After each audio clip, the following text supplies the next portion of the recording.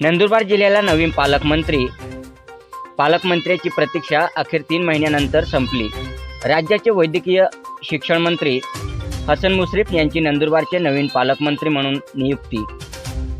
नंदुरबार जिल्ह्याला गेल्या 3 महिन्यापासून पालकमंत्र्याची प्रतीक्षा होती।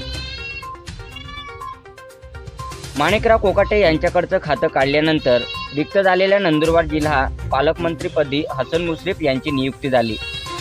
त्यांच्याकडे आता सोलापूर जिल्ह्याचे पालकमंत्री पद आहे। सोलापूरसोबतच नंदुरबार जिल्ह्याचे पालकमंत्री म्हणून पदभार देण्यात आले आहे।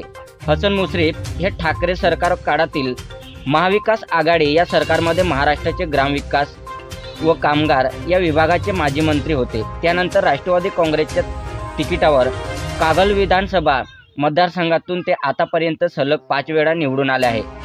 हसन मुश्रीफ यांच्याकडे नंदुरबार पालकमंत्री पद दिल्यामुळे नंदुरबार जिल्हा पालकमंत्री पदाची धुरा पुन्हा एकदा राष्ट्रवादी काँग्रेस अजित पवार पक्षाकडे आले आहे। सातपुडा न्यूज वाहिनी, नंदुरबार।